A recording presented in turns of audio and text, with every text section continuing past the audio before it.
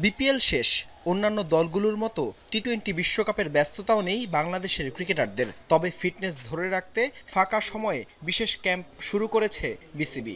রোববার জাতীয় দলের 3 ফরম্যাটের দলে থাকা ক্রিকেটারদের নিয়ে বেলা 11টা থেকে শুরু হয়ে প্রায় 2 ঘন্টা চলে এই ফিটনেস ক্যাম্প।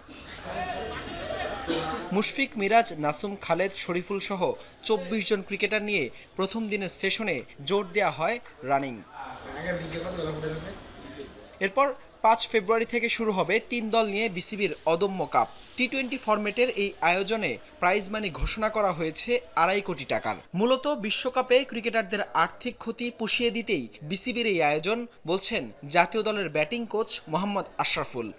অবশ্যই, আসলে জাস্ট আমরা বিপিএল শেষ করে এখন কয়েকদিন ব্রেক ছিল, ওয়ার্ল্ড কাপে যাওয়ার কথা ছিল, সেটা হচ্ছে না। তো সেই জায়গায় আসলে প্লেয়ারদের আমার মনে হয় যে খেলতে যেতে পারছিল না, ওইখানে যে আর্থিক যে ক্ষতিটা হতো প্লেয়ারদের সবাই, ওইটাই হয়তো বা ক্রিকেট বোর্ড চিন্তা করেছে। এটা আমি বলি যে পজিটিভ দিক। অবশ্যই আমাদের ক্রিকেটাররা মাঠে ফিরে আসবেন, খেলার মধ্যে থাকবেন।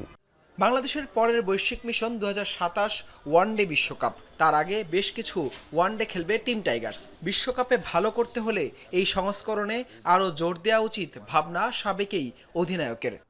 বিসিএল ওইটা মনে হয় ওয়ানডে টুর্নামেন্ট করবেন ক্রিকেট বোর্ড। আমাদের ওয়ানডে টিমটাও কিন্তু রিসেন্টলি ভালো করছে না, বিকজ অফ আমরা এই ম্যাচটা শুধু ইন্টারন্যাশনাল ম্যাচ খেলি, ডোমেস্টিক বা টুর্নামেন্ট খুব কম হয়। তো অবশ্যই আমি মনে করি যে ক্রিকেট বোর্ড এই জায়গাটায় হয়তো বা ফোকাস দিবেন।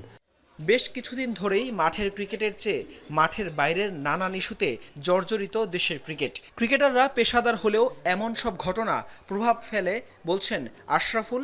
সেই সাথে বিপিএল চলাকালীন কোয়াবের ম্যাচ না খেলার স্ট্যান্ডও পছন্দ হয়নি সাবেক এই তারকার। যখন চারদিকে পরিবেশ একটু ডিফারেন্ট আওয়াজ দেয়, ওই সময় তো অবশ্যই খেলাধুলাতে এফেক্ট তো পড়ে প্লেয়ারদের।